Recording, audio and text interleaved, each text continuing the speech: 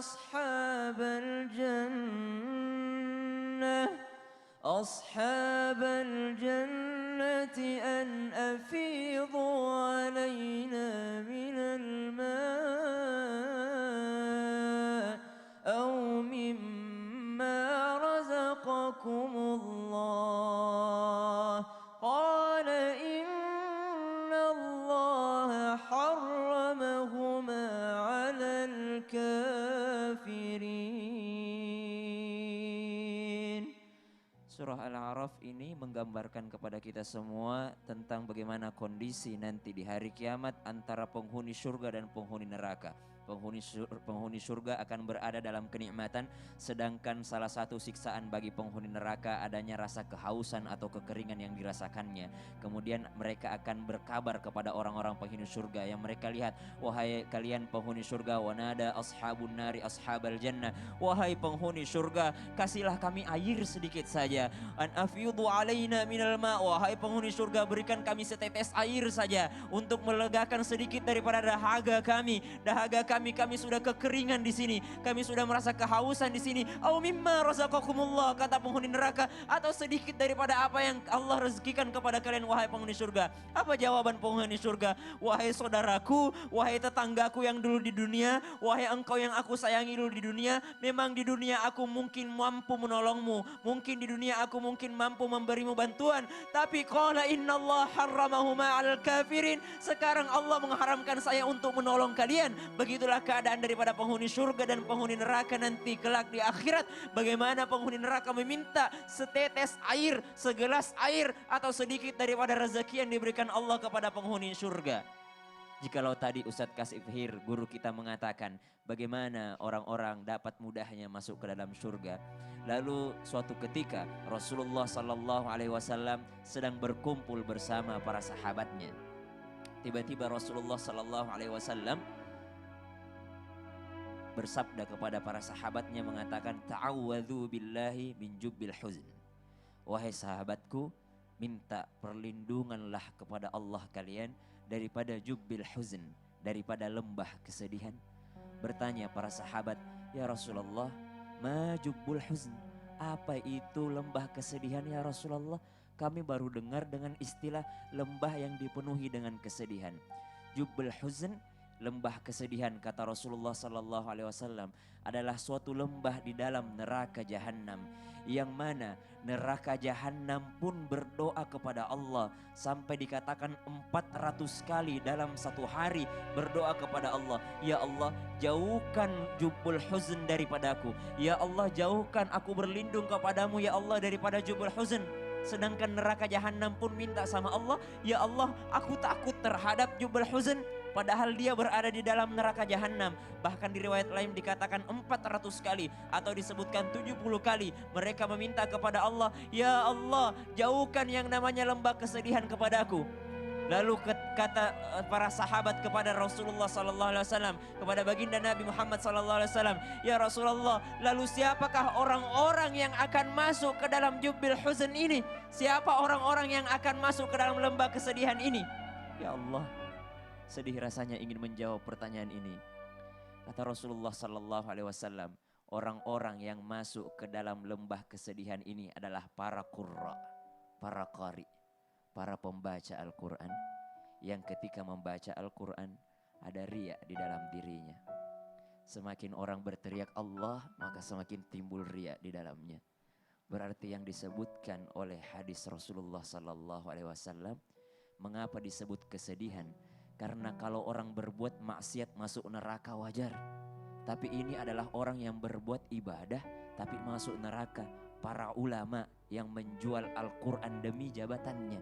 Para orang-orang yang mencari dunia dengan Al-Quran. Para orang-orang yang menjual suaranya membaca Al-Quran hanya untuk dipuji oleh orang lain. Kita berlindung semuanya daripada apa yang disebutkan Rasulullah, yaitu daripada lembah kesedihan. Naudzubillah. Amin amin ya rabbal alamin. Artinya kita memang harus pintar-pintar banget menata hati kita ya. Allah. Masya Allah. Ustadz Syam ya. Apalagi Berurusan Ustadz dengan Syam, hati. bacaannya bagus banget kan, pasti banyak Tuh yang kan. puji. Ada min fadli rabbi. Udah, makanya kita nggak usah lanjutin. Makasih banyak Ustadz Syam. Jazakallah khair Ustadz Syam ya. Silakan duduk. Sekarang waktu kita memberikan kesempatan buat jamaah yang di rumah yang udah mengirimkan pertanyaan nih. Betul. Udah banyak banget pertanyaannya tapi hari ini kita hanya bisa membacakan 2 ya. Betul. Yang pertama dari @Abel Simon nih. Apa tuh, Kak? Assalamualaikum Ustadz, saya mau tanya. Jika manusia tidak bertemu dengan keluarganya di surga, bolehkah manusia itu memilih pasangan di surga selain pasangan hidupnya di dunia? Terima kasih, mohon penjelasan. Ini orang kayaknya nggak ini deh nih. Apa, nggak mau ada usahanya, udah mau nyari yang lain aja. Cobain, Ustadz mau izin dijawab, silakan. gimana Ustadz? Ketahuilah tidak ada orang yang mencari keinginan keluarga lain selain keluarga di dunia. Karena kenapa? Aduh kaget saya. Keluarga di dunia ini dalam hal ini istri akan menjadi ratunya bidadari di surga. Masya Allah, lebih cantik Lebih ya, lebih cantik. indah. Memang istri sekarang di dunia Cantik. Ya. maksudnya makin tua. Oh iya iya. Makin itulah. Tapi ketahuilah di akhirat dia yang paling cantik di antara semua bidadari. Allah. Karena dia ratunya bidadari. Maka tidak akan ada orang berkeinginan untuk mencari keluarga lain. Kecuali kalau keluarganya di dunia itu tidak beriman. Nah, tuh Gitu. ya. Jadi keimanannya itu penting ya. Nah, Iya. iman Baik. itulah yang menyatukan. Baik, Betul. terima Siapa kasih keluargaku banyak. di akhirat? Keluargamu yang beriman di dunia. Iya, itu buat Abel Simon tuh. Jazakallah Ibu di belakang khair. dadah aja kayak dadah.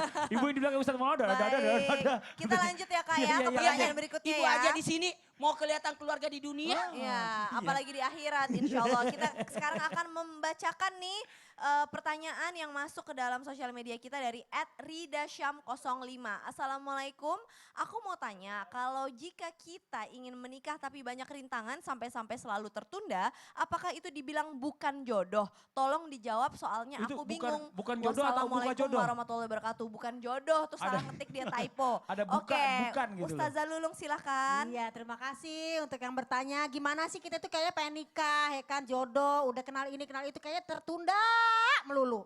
Apakah ini jodoh atau tidak? Biasanya tuh orang lancar-lancar aja.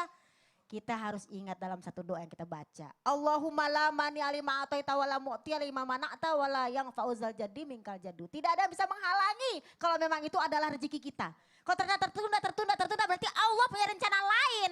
Jadi gak usah yang namanya tuh bingung-bingung. Punya Allah kok bingung. Tapi gak apa-apa ya, namanya juga anak milenial ya. Gitu. Jadi apa yang sudah Allah larang tidak bisa kita gapai. Apa yang sudah Allah berikan, mau orang larang kayak apapun ya.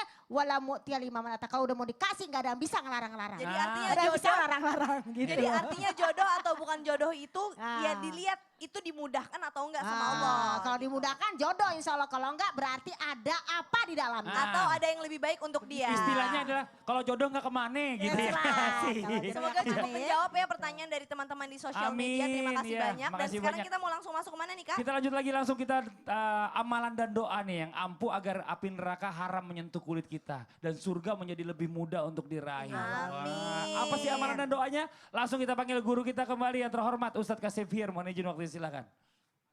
Tidak ada kebahagiaan, kesuksesan yang sejati kecuali ketika kita dipastikan masuk surga. Ketika kita punya mobil, belum tentu kita dikatakan sukses. Ketika kita punya rumah, belum tentu kita dikatakan berhasil.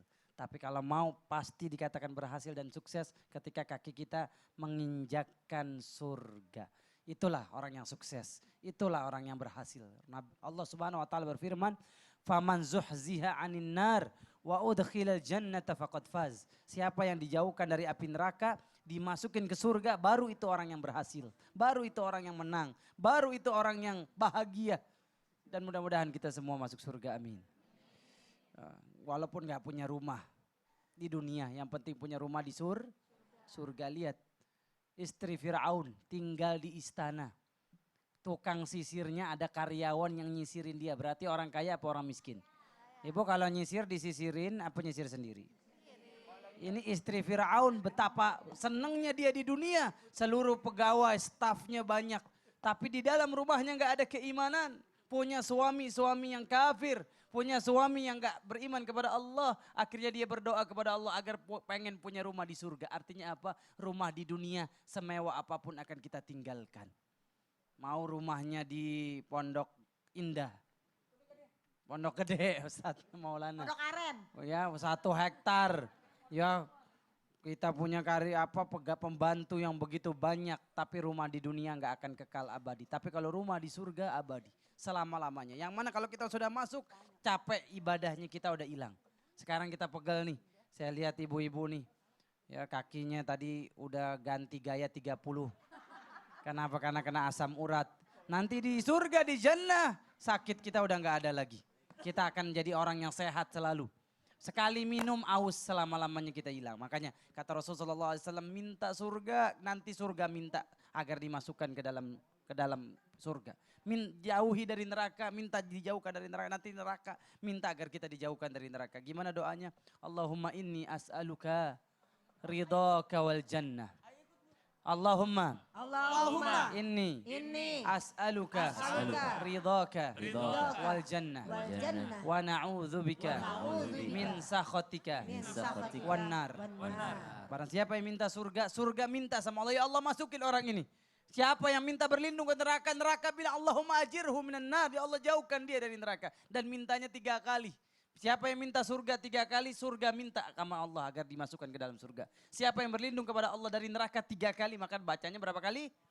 3 kali. Bayangkan ibu, di dunia mungkin kita dapat suami yang kasar. Tinggal di rumah yang RSSSSSS. Rumah sangat sempit sekali sehingga selonjoran saja susah. Itu nanti ketika dia sedih, penuh masalah hidup, penuh problematika, penuh kesusahan. Nanti dimasukkan ke dalam surga 1 kali celupan. Allah akan bertanya kepada dia, ya abdi, hal ra'aita ba'san wahai hambaku. Apakah engkau masih ingat dengan kesusahan yang dulu aku timpakan kepada engkau di dunia? Apa jawaban hamba yang dimasukkan ke surga? Padahal cuma sekali, 1 detik. Apa kata hamba ini yang dulunya susah hidup di dunia? Penyakitan, susah, hidupnya penuh masalah. Apa kata dia? Kalla wallahi ya Rab, ma ra'aitu ba'san qat. Demi Allah wahai Tuhanku, saya sudah lupa dengan kesusahan yang engkau pernah ujikan kepada saya di dunia. Makanya ujian di dunia ini juga sarana kita ke surga. Kita dikasih penyakit, sabar. Dikasih istri cerewet, yang dikasih istri cerewet siapa nih? Yang dapat suami yang cerewet, sabar. Karena memang dunia ini tempat kita mendapatkan ujian. Nanti balasannya di mana? Di surga. Ad-dunya darul amal wal akhirah darul jaza. Dunia ini tempat kita beramal, ngumpulin pahala sebanyak-banyaknya. Nanti kalau sudah kita meninggal baru kita akan dapat memanen apa yang sudah kita tanamkan di dunia. Maka jangan pernah bosan beramal ibadah. Jangan pernah merasa capek untuk jadi orang ikhlas, berusaha berkumpul dengan orang-orang soleh. Berkumpul bersama para ulama. Karena kita nggak tahu kita dapat syafaat dari mana. Bisa jadi kita juga dapat syafaat dari para guru-guru kita. Nanti ketika di surga kita nggak ketemu Ustadz Maulana. Ustadz Maulana akan minta sama Allah. Ya Allah, mana dulu Ustadz Syam? Mana dulu Bang Fadli, kok nggak ada di surga? Saya nggak pengen masuk surga. Kecuali bersama orang-orang yang dicintai. Inilah tafsir Quran surat Asy-Syu'ara. Asy-Syu'ara.